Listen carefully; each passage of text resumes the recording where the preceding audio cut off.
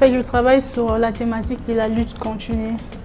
Bien entendu, la lutte qu'a eu à mener nos différents leaders politiques de l'époque, entre autres Thomas Sankara, Lumumba, Simon Kimbangu, et qui continue jusqu'à nos jours à travers cette génération.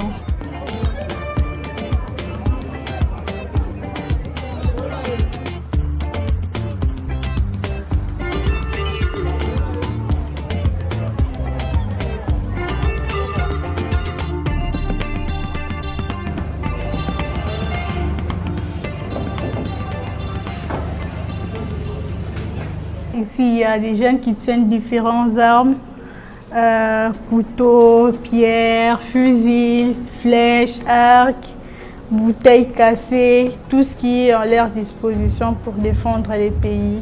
Et ici, on peut voir sur mon tableau, il y a des fils barbelés qui signifie que la RDC est une propriété privée des Congolais. Si nous descendons ici, nous voyons le feu. En fait, à l'ère de nos ancêtres, à l'ère de nos parents, de nos grands-parents, avant la venue de l'électricité, les gens se mettaient autour du feu pour partager, pour communiquer, pour raconter des histoires. Et le feu ici symbolise l'histoire que ces jeunes révoltés que nous voyons ici ont eu à écouter, à entendre. C'est parce qu'ils ont écouté l'histoire, c'est parce qu'ils connaissent l'histoire, qu'ils connaissent leurs droits. Lorsqu'on ne connaît pas d'histoire, on ne connaît pas nos droits et par conséquent, nous ne pouvons pas les défendre. J'ai eu l'honneur d'être sélectionné parmi les artistes du collectif des artistes engagés par les centres culturels André Blois.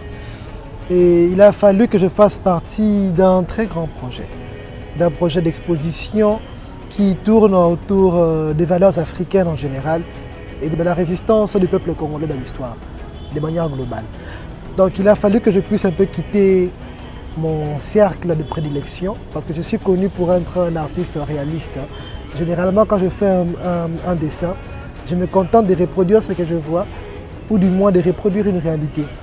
Mais cette fois-ci, les choses étaient très différentes, comme vous pouvez les remarquer, parce que j'ai travaillé en collaboration avec des éminents savants, avec mes collègues artistes. On était obligé de faire un maquis pendant 2 semaines pour tourner autour de ces 2 différents sujets que vous voyez ici.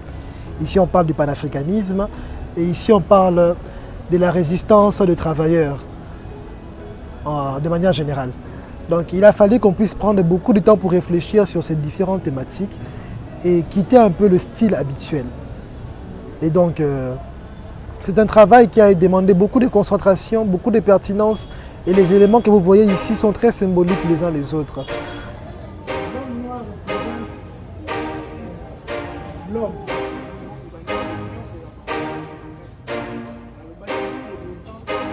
L'œuvre est là pour démontrer le soulèvement populaire du 4 janvier 1959.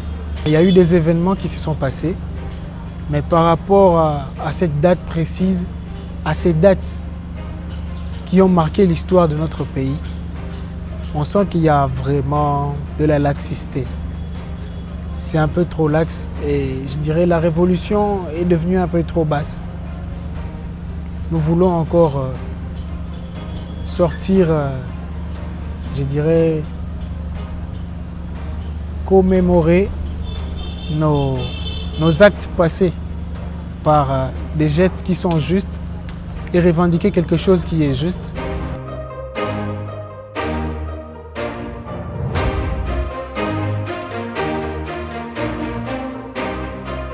Le Congo est le bien le plus précieux que chaque Congolais peut revendiquer, partout où il est. Et malheureusement, il est aujourd'hui au centre de plus grandes querelles. Et si on n'est pas vigilant, si nous-mêmes Congolais, nous ne nous lèvons pas encore, c'est là que je répète, pour prendre soin de nos terres, je pense que dans les décennies qui viennent, nous risquerons de perdre ce pays.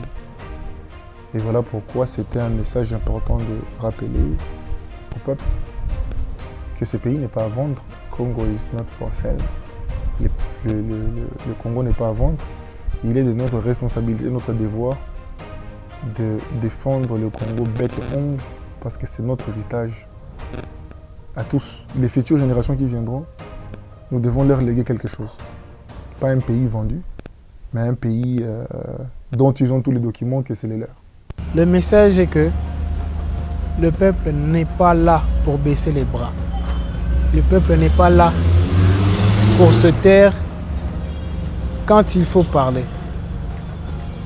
Quand il faut révolter, il est toujours là pour être prêt et dire non quand il faut dire non. L'art, pour moi, c'est un moyen d'expression. En fait, c'est ma façon à moi de parler à ma communauté. Ma motivation, c'était vraiment de conscientiser les jeunes dans cette lutte. Vu que c'est les projets sur lesquels je travaille, la lutte continue, je voulais vraiment les conscientiser afin de les amener à prendre conscience de la situation du pays, à s'élever pour notre bien à tous.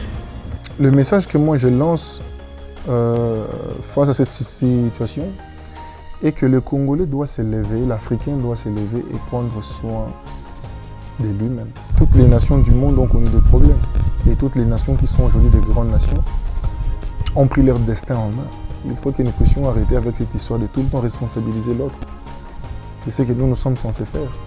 Au stade actuel, nous sommes responsables, nous sommes assez matures. 60 ans après les indépendances, ça ne sera toujours pas la faute de l'extérieur. Le message est que la RDC n'a pas que des lâches.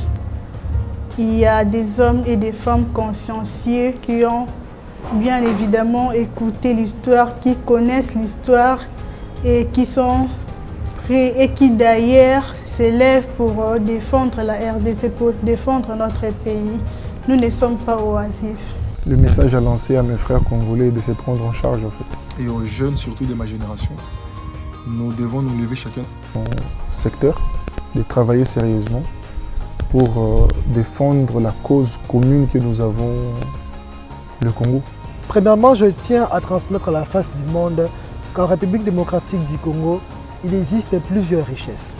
On attend du jour au lendemain, on parle du cobalt, on parle de l'okapi, on parle des matières premières en général.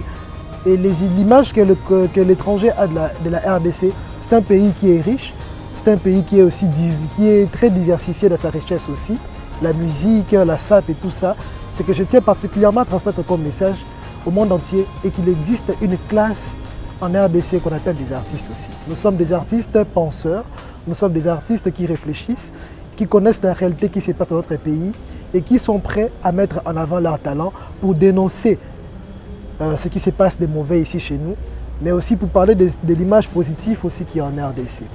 C'est juste ça. Là, il faut comprendre qu'il existe la multiplicité de matières premières et des richesses en RDC, une catégorie de jeunes artistes qui sont prêts à rehausser un peu l'image de l'homme africain. À ces jeunes-là qui sont encore dans la distraction, à ces jeunes-là qui ne connaissent pas l'histoire, à ces jeunes-là qui sont encore oisifs, qu'il y a une lutte, qu'il y a des jeunes déjà qui sont consciencieux, qui se battent, de venir nous rejoindre dans cette lutte pour l'avenir et les biens de notre pays. À un centre culturel qui prend soin de ces artistes comme vous pouvez les remarquer ici. Je tiens d'abord à vous remercier par rapport à cela. Et je tiens également à remercier les personnels du centre culturel André Blois qui nous ont bien traités pendant tous ces moments de méditation et de réflexion. Et je tiens aussi à remercier tous les artistes qui ont fait partie de ce projet.